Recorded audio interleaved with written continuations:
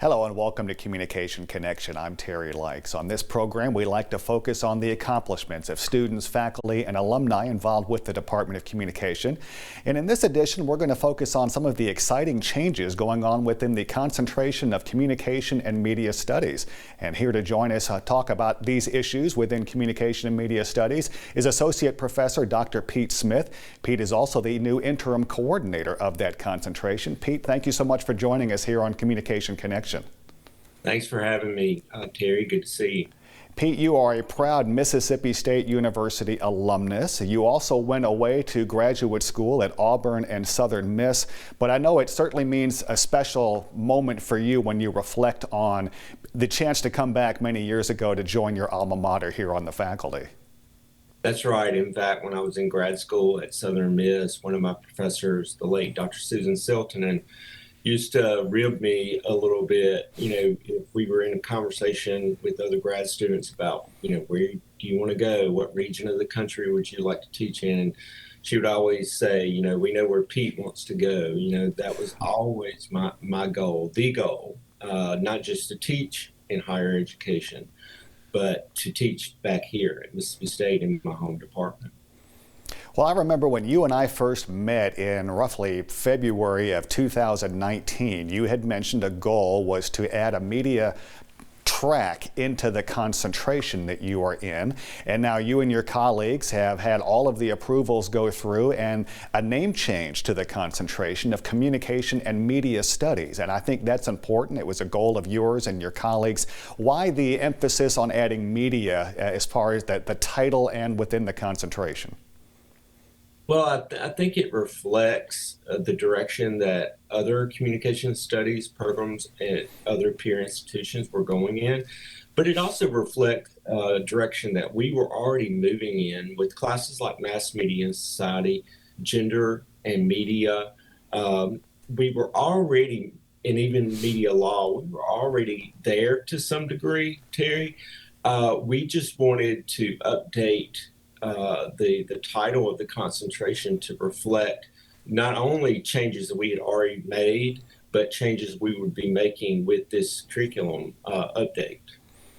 And to those outside the university and maybe even within the university might not fully realize, and students certainly don't understand this, in that the painstaking process it goes to not only change the name of a concentration, but to revise the courses, bring in new courses, which we'll talk about. It really takes a coordinated effort of you and many faculty, and the approval process can take months, even over a year. Tell us about what it took to put all of this through the process. Well, to do that, I have to give credit to Dr. Melanie Lowling, a colleague in the CMST Concentration, Communication and Media Studies. She's now a Dean's Fellow over in the College of Arts and Sciences, but this was Melanie's brainchild.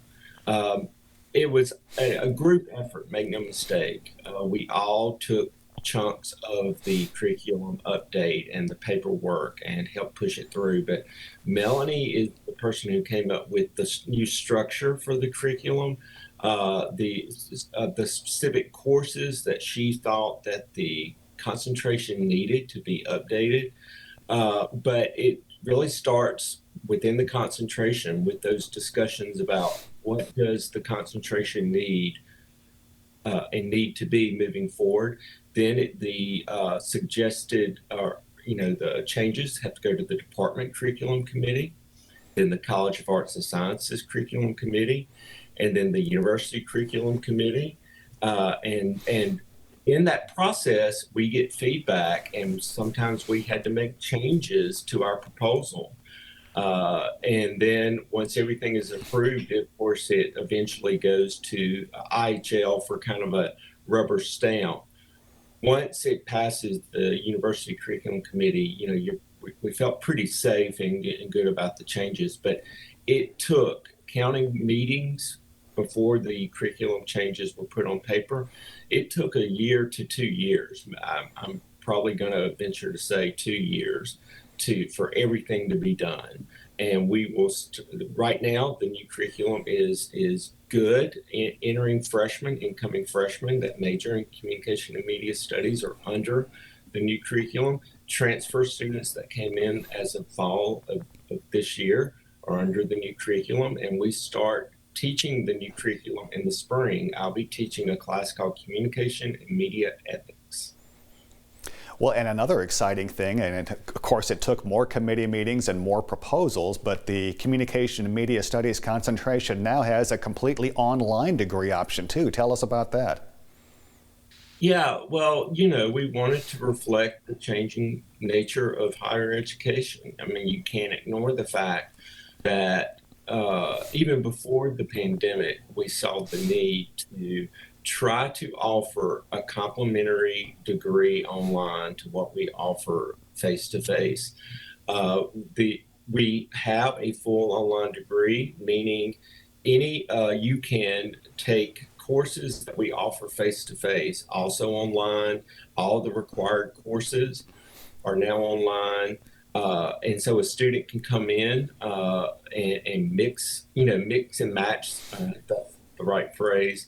They can take some classes face to face, they can take some online, but also distance students. You don't have to be or live in Starkville or come to campus to take some of our courses. And we're really excited about that because that is its own proposal in a way, making sure that whatever we offer face to face, that we offer the same thing online or similar online. Well, let's go back and talk a little bit more about communication and media studies now that it is really coming into its own under that new title. And with the word media, explain to us, we've got different concentrations within the department. One of them is print and digital journalism. Another one is broadcast and digital journalism. So communication and media studies, one might think there's some overlap there. So kind of explain the differences as far as your concentration and for the audience watching. Sure, I'll be happy to. We are not production. We are not the how-to. That's the layman's way I would explain it. Our students don't take production-based courses. We leave that to our stellar colleagues in print and digital journalism and broadcast and digital journalism. If you ask me to get stuck behind the camera and operate it, you're desperate at that point. We offer in communication and media studies. First, let me explain what communication studies is. It's the critique of human communication. We teach our students how to evaluate different situations and different contexts in which people communicate. Our graduates on that end are lobbyists. They work in human resources. They are managers, corporate leaders. So media studies is simply the critique of media messages, not necessarily the production of the message, but that same critical eye that we teach students to offer to human communication context and situations. And on the media end, we teach students like in gender and media, mass media and society, we teach them how to analyze media content, technology, streaming platforms, social media, how to offer that critical eye to the technology, to the content, to the situation. Well, and given that we have so many media options available to us on so many different devices today, it's certainly important for students as well as the audience in general to have an understanding on how the media has an impact on our society. Absolutely. I teach, I mentioned some media studies classes. They just happen to be the media study classes that I teach. In mass media and society, for example, I do talk about social media awareness, right? And your social media persona or personas and how that may be different than your real life persona. But I talk to students about how to be self-aware on social media, that your critique of social media content shouldn't stop with other people's messages. I try to make them aware and to have some self-awareness in how they construct their own social media presence. Well, and you mentioned a moment ago a new course called Communication and Media Ethics. And ethics, especially in today's business and media industry landscape, a very important component, and I'm sure we'll have some really meaningful class discussions when you look at communication and media ethics. Yeah, I'm really excited about that course. One of the things I'm excited about is we're going to start within the semester, we're going to talk about a code of personal ethics. The students will be required to write a statement of personal ethics. Because I think that's where it starts at the micro level.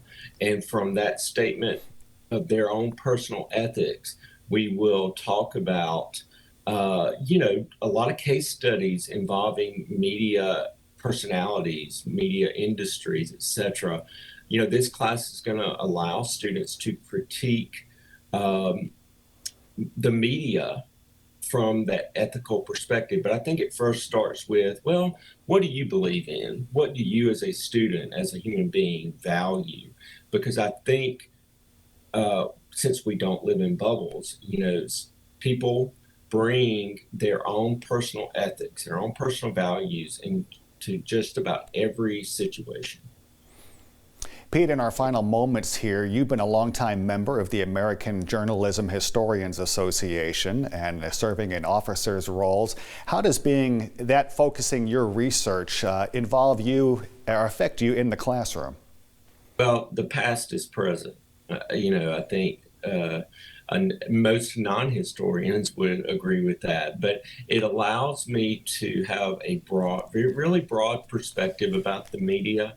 And so even talking about a more recent media event, I'm able to apply my knowledge of media, historic events. In fact, the other day in Mass Media and Society, we were talking about perception and how media content can shape our perceptions, how we see things. And I brought up the O.J. Simpson trial, and that I know you know this or remember this, Terry, the O.J. Simpson Time magazine cover, in which Time magazine distorted his image on the cover and the blowback from that. So we actually got into a discussion not just about history, but about journalism ethics, just from that one example. Well, Pete, we greatly appreciate you joining us here on the program. I looked at the calendar. You were last on this program 16 months ago, and one of our topics was a book project that you have coming up. So we don't have time to get into that today, but keep us updated on how that's coming along, and maybe when the book comes out, we'll have you back here on Communication Connection. So thank you so much for joining us here on the program. I appreciate that, and I appreciate the book plug, Terry. Have a good day. All right, thank you so much for joining us, and thank you for watching here on Communication Connection. I'm Terry Lights. We'll see you next time.